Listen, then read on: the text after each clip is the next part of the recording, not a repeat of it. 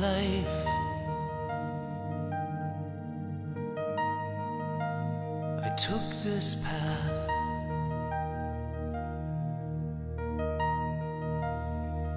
but all along I walked alone. What can I say?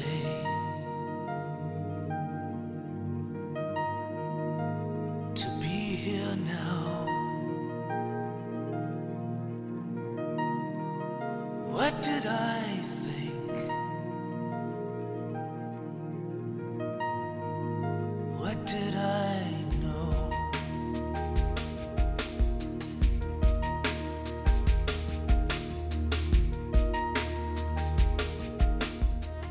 What is missing today is a crying prophet, a voice for children. We have a lot of good preachers, good administrators, great leaders, but very few who really cry for what hurt the heart of God, the cry of children. How come the church is not hearing? Can we really make a difference until we hear the cry of children? Nobody is talking about children. Only 10% of mission efforts are about children, bringing them to Christ or discipling them. And you would expect churches to do a better job, but only about 15%. I mean, every other person in the building is a child. They still don't make it to the front of the line. They still are a low priority. So half the harvest we harvested, they're not only not in our strategies, they're barely in our vocabulary. I think it's important as we begin a new century of church ministry and mission strategy that we look seriously at children and young people. We long to see the church awoken to the need of children, to their centrality and mission. We have the opportunity to do something that will bring great glory to Christ, great honor to His church, but more importantly and above all, help to millions of children who desperately need to know that there is a hope. There's nothing closer to the heart of God, and there is nobody better to deliver that than the Church of Jesus Christ. That's what this is all about. Children are an enormous people group, half of the world's population. More than any other group of people, children are always at the brunt of evil. They're always the one who gets beaten up, left behind, neglected. They're the ones who have no voice, who cannot vote, and suffer. These children, they're looking for hope. They're looking for truth. They're looking for comfort. Some of their lives are pretty harsh.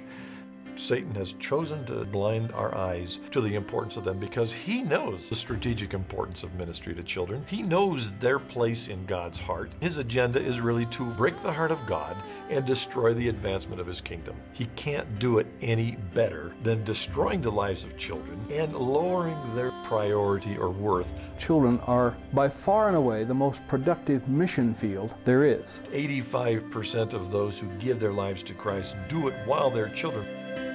In my weakness I find that your strength knows no bounds, and in my loneliness I find that the everlasting arms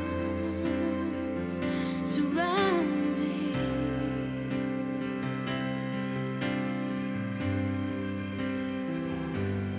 Even with this fragile heart, I find a place to rest here, safe where you are, and I am falling into grace again, and I am running where mercy never ends. Lord, I'm learning that your love can cover me. You are teaching me what a child is meant to be.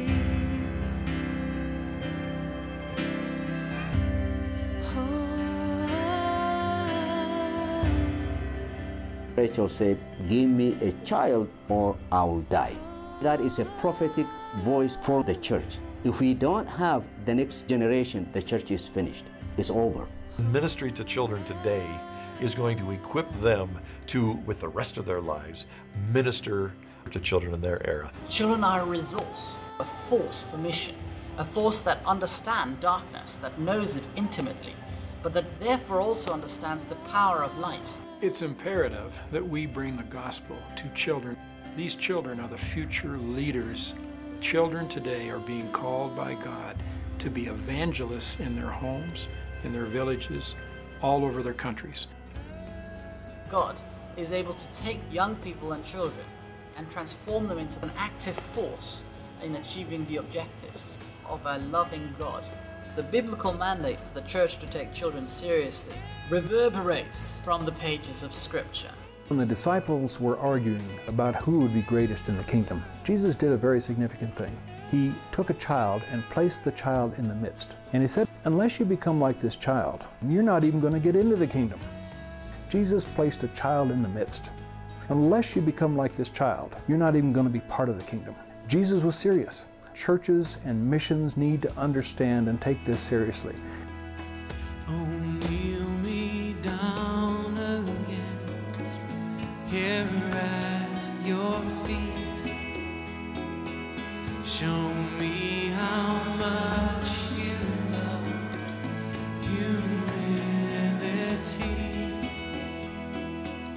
Oh, Spirit, be the star that leads me to